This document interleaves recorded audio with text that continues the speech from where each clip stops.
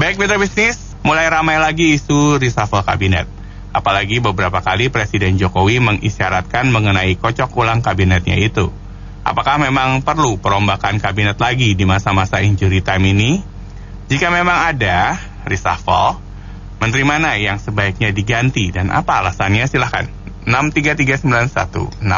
Jadi mau reshuffle atau enggak itu enggak masalah. Dan ini kalau sepak bola belum injury time, masih menit-menit ke-70 ini. Jadi ya tinggal ini presiden menilai kinerja atau politik. Kalau masalah politik yang merasa jadi oposisi lebih baik mundur. Jangan sampai mereshuffle diri. Itu satu. Yang keduanya, perlu direshuffle juga atau ditata kembali partai politik yang merasa jadi oposisi sebaiknya mundur secara gentleman. Dan yang paling penting, ini mungkin di luar reshuffle ya, ini masalah di KPK. Ini ada yang kasus bertahun-tahun sampai sekarang tidak terungkap. Itu perlu perhatian. Kalau memang KPK nggak sanggup, limpahkan ke Kejaksaan Agung. Tadi komentar ada lupa nih. Sekarang yang mau direformasi itu katanya hukum nih, hukumnya ya nggak? Sangat-sangat banyak dikritik masyarakat. Keadilan nggak ada. Kalau bisa mesti dari atas sampai bawah diaudit, tau gak? Mereka kan penegak hukum kan. Jadi buat negara ini kacau. Bilang Jokowi harus diaudit tuh supaya bangsa kita tuh dapat keadilan. Ya nggak? Bawahan tuh rakyat kita. Dan seenak mereka tuh mainin hukum dapat duit.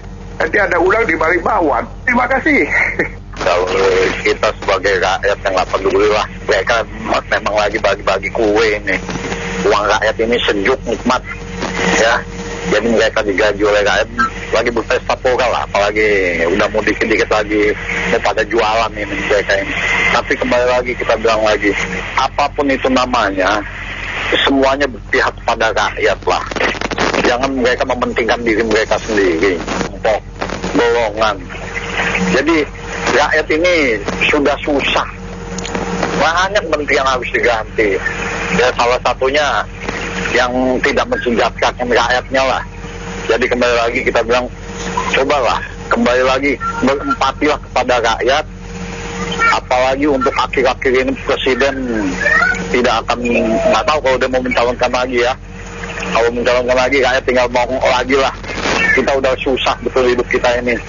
Sudah ya makan sehari saja sudah cukup. Reshuffle dengan benar, bekerja dengan untuk rakyat, untuk masyarakat umat, untuk Indonesia ke depan ini maju. Kasihan pemir-pemir kita ini. Jadi kembali lagi, kalau mau ganti-ganti untuk masyarakat, berempati kepada rakyat, bukan mereka mementingkan golongan dan wah ini teman saya, wah ini saya menjaga ini, wah kembali lagi uang rakyat ini nikmat lah. Terus mereka yang berpesta pora gitu saja. Makasih. Assalamualaikum. Memang kalau mau Indonesia bagus tuh bukan hanya menteri, tapi kejaksaan, kepolisian, kehakiman, pokoknya bagian-bagian penegakan hukum itu kalau nggak benar tolong diganti gitu sama Pak Jokowi. Kan Pak Jokowi presiden ya, bisa diganti supaya nanti keadilan di Indonesia bisa tercapai. Terus Pak Jokowi itu udah banyak berjuang loh selama 10 tahun jadi presiden. Ya kalau ada plus minus ya kita mesti maklum. Kan selama ini nggak ada pembangunan, Pak Jokowi itu udah bagus, udah berjuang, bukan demi kepentingan golongan atau dirinya sendiri ya. Ya kalau memang ada yang kurang bagus, saya pendukung Pak Jokowi. Tapi saya juga kritik kalau ada yang nggak benar kayak jaksaan, kehakiman, kepolisian. Saya kritik itu kalau bisa dibetulin. Itu aja dah menurut saya kalau Pak Jokowi bisa betulin. Dan selama 1,5 tahun ini tolong Pak Jokowi selesaikanlah apa yang memang Pak Jokowi bisa selesaikan gitu, terutama infrastruktur.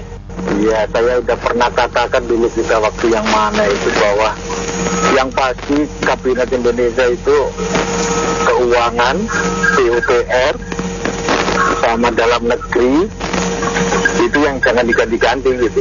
Lain sama terserah Jokowi aja. Itu mah.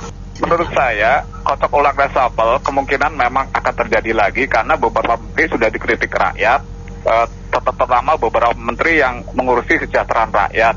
Dan ini kalau buat rakyat banyak sih tidak begitu penting ya mau ada reshuffle atau tidak, mau ganti presiden atau tidak. Karena yang dipikirkan rakyat saat ini adalah harga-harga pada naik karena harga BBM dinaikkan, harga barang dan jasa, harga sayuran, sembako, ini pada naik semua sehingga rakyat pada kesulitan ekonomi. Itu yang sedang dihadapi rakyat sekarang. Belum lagi masih ada atau masih terjadi PHK-PHK massal di sektor-sektor industri, tekstil, garmen, alas kaki, industri tas, aksesoris, penginapan, hotel, rokok, dan lain-lain. Kemungkinan seperti itu yang diberikan rakyat. Gimana caranya rakyat bisa sejahtera? Terima kasih. Assalamualaikum warahmatullahi wabarakatuh. Oke, ini kalau kita bicara tentang reshuffle kabinet, perlu walaupun kurang lebih 2 tahun ya masa jabatan Presiden Jokowi akan berakhir. Pertama, menurut saya yang pantas di reshuffle itu Menteri Olahraga yang disorot saat ini. Berikutnya Menteri Pertanian.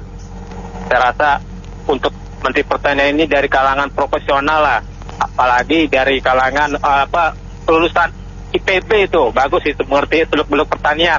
Berikutnya Menteri Perdagangan untuk masalah harga-harga di pasar yang mungkin saat ini belum stabil.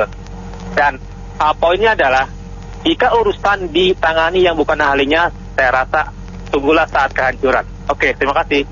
Kalau menurut saya ada 3 menteri yang kelihatannya kinerjanya kurang begitu menonjol. 1, Menteri Perdagangan kelihatannya tidak mampu mengatasi gejolak harga pangan.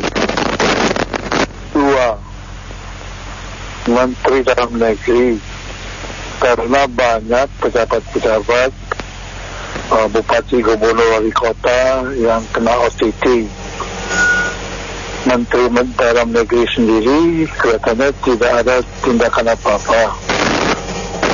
Sudah itu Menkumham, banyak wakil setan yang berjubah wakil Tuhan. Menkumham sendiri kelihatannya tidak ada reaksi, tidak ada menteri gubernur, wali kota, dan bupati. Terima kasih, 3 menteri. Terima kasih. Ya, kalau menurut saya perlu, walaupun enduring time. Karena zaman sekarang 1 tahun itu banyak. Kalau ibu hamil aja sampai udah melahirkan. Nah, apalagi kondisi sekarang yang harus kerja cepat, dan kerja cerdas. Terus menurut saya yang diganti adalah Menteri Pertanian, Menteri Kominfo. Lalu kenapa Menteri Pertanian? Karena duitnya pertanian itu gimana saja. Padahal food estate-nya nggak jadi. 1, 2, kedelai, swasembada kedelai itu kita masih tetap impor terus, padahal kedelai yang impor itu di luar negeri dipakai untuk makanan ternak, tapi di kita dipakai untuk tempe, untuk makanan manusia. Itu sebenarnya tidak baik untuk kesehatan kita, tapi kok diterus-terusin. Nah, hal seperti ini, padahal di Jawa Tengah itu ada produksi kedelai, yang kedelainya bagus banget gitu. Hanya saja ya ini susahnya menterinya gimana, kok tidak mau mengembangbiakkan atau maksudnya memperluas hasil industri kedelainya.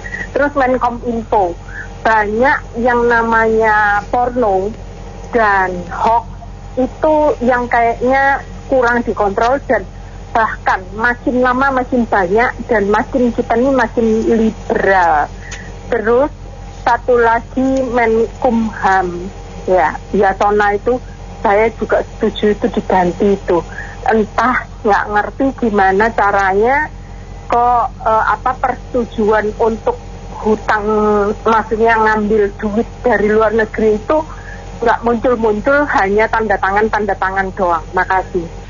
Kita sih pendapat begini aja, yang kurang sukses itu Menteri Pertanian lah. Kalau Menteri Pertanian itu kan anggaran kan udah disiapin, lahan udah siapin ya kan, tapi itu hasilnya itu belum kelihatan.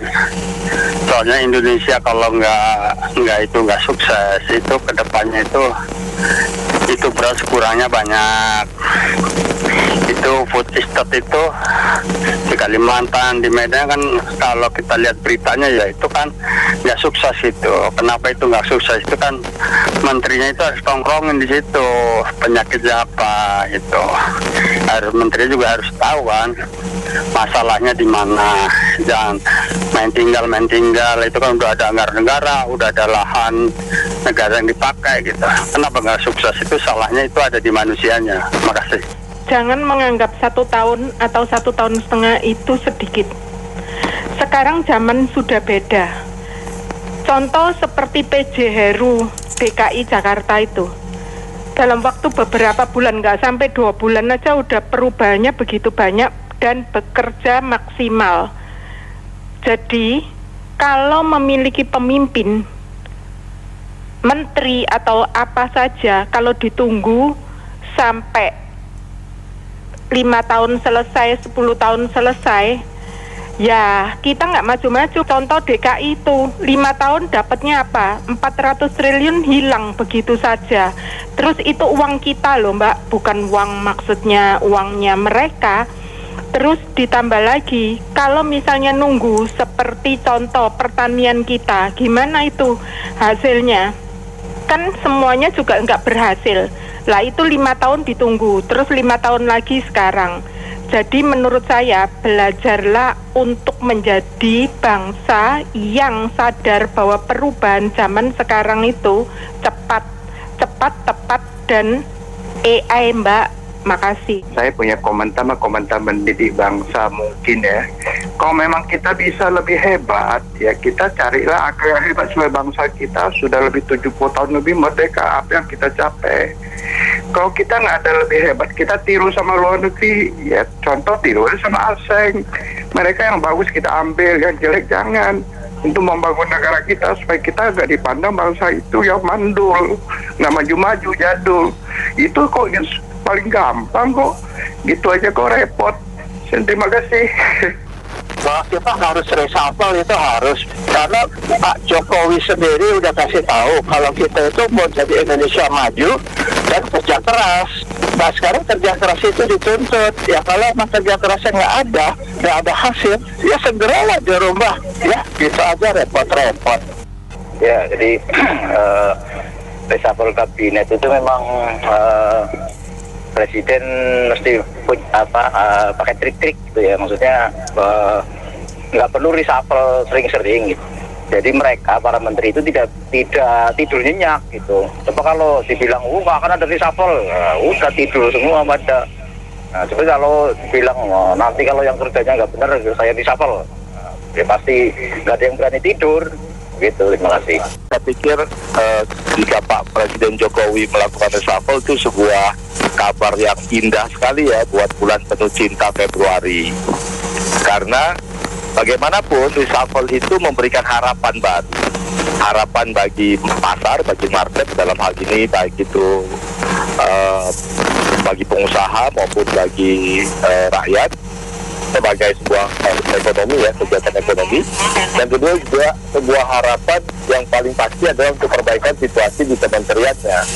Kalau kita lihat sekarang misalnya ya, harga-harga bahan pokok seperti beras, kedelai, kemudian telur, dalam 6 bulan terakhir itu bergejolak. Nah, itu juga patut untuk dicermati.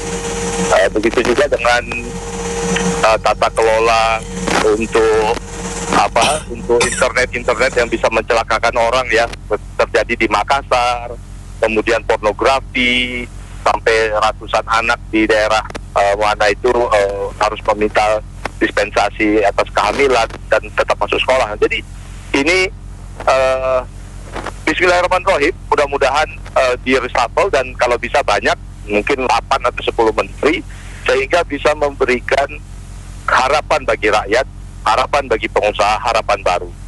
Yang dipilih yang ke depan ini adalah yang bisa memberikan sentimen positif ya bagi pertumbuhan ekonomi. Tapi jangan memilih lagi menteri yang lebih buruk dari yang saat ini gitu. Jadi yang lebih baik lah yang bisa memberi perbaikan bagi hidup rakyat, terutama harga beras dan kedelai. Terima kasih. Saya kira harus reshuffle karena sampai misalnya term Pak Jokowi selesai juga masih lama ya, Oktober 2024 itu masih lama sekali. Jadi yang nggak perform harus diganti, apalagi terakhir ada partai pendukung yang sudah mencalonkan calon presiden ya, itu harus di reshuffle karena udah nggak sehati jangan nongkrong di sini dong, pindah. Begitu menurut saya, harus cepat-cepat dapat lah, apalagi juga nggak perform ya. Banyak yang nggak perform, itu saja. Makasih. Seperti Menkom tuh nggak perform, mestinya diganti aja, di reshuffle. Ya paling itu yang saya lihat ya, karena dia tidak punya keahlian dalam teknologi, sedangkan sekarang dunia itu perlu orang yang mahir dalam teknologi. Sekian. Ya, yang memang perlu di reshuffle itu adalah dari Menteri Perdagangan ya. Dikarenakan saya melihat bahwa distribusi harga barang itu juga di setiap daerah sangat berbeda. Ya, seperti umpamanya di Makassar itu harga, sementara di Jakarta masih 35-an sampai mungkin paling mahal 40.000 ya di level supermarket. Ya, kasihanlah mereka yang ada di daerah-daerah itu ya, menanggung begitu banyak biaya hidup. Itu harus diperhatikan. Terima kasih. Begini, Jokowi kan pintar ya. Seperti kita cari pegawai kan nggak cocok ya ganti ya nggak. Makan gaji buta nggak kerja ya. Contoh Gubernur Jawa yang dulu ya nggak. Udah ganti aja yang mana cocok. Ada ide baru pakai. Kalau nggak ada ya paling gampang tiru aja sama asing. Ya nggak. Asing kan pintar sekarang negaranya. Nggak usah repot-repot gitu aja. Menteri Kehakiman ganti karena hukumnya tidak ditegakkan dengan benar, tidak tegas. Hukuman mati yang dulu-dulu yang untuk sudah dihukum mati tapi tidak dilaksanakan sudah 10 tahun. Cuman saya mau tambahin sedikit untuk Pak Jokowi, sisa waktu yang tinggal 1,5 tahun ini, kalau bisa segala proyek yang penting ya untuk meningkatkan kesejahteraan rakyat seperti infrastruktur, tolonglah diselesaikan. Mungkin nggak semuanya bisa diselesaikan oleh Pak Jokowi, tapi yang penting-penting aja deh, yang bisa mengangkat kesejahteraan rakyat gitu ya. Misalnya kereta api Jakarta Surabaya, kereta cepat itu kalau bisa dibikin supaya petani-petani di Malang bisa jual apel ke Jakarta dengan harga lebih murah daripada apel impor. Itu aja, makasih. Kemungkinan akan diganti itu yang sering dikritikin rakyat, entah di bidang hukum, ekonomi, atau yang lainnya. Tapi rakyat, yang penting rakyat itu bisa hidup sejahtera, penegak hukumnya adil bagi siapa saja dan jujur, ke segala arah, tidak tebang pilih, dan lain sebagainya itu. Jadi itulah yang diinginkan oleh rakyat. Menurut saya gini ya bukan menteri aja yang di reshuffle ya. Semua juga kayak jaksa, terus apa semua tuh ya, pengadilan semua tuh di reshuffle semua itu. Nah, kenapa itu kerjaannya? Terus sekarang ya bikin hukum-hukum segala itu katanya kan kalau yang udah kena hukuman bulian gitu ya, penjara, pejabat bisa menjabat lagi. Nah itu yang diberesin itu. Jadi kacau sama hukum itu. Terima kasih, itu aja. Baik, terima kasih Pak Andre dan mitra bisnis yang lain yang sudah berkomentar di 6339160. Saya Tribudi Utama.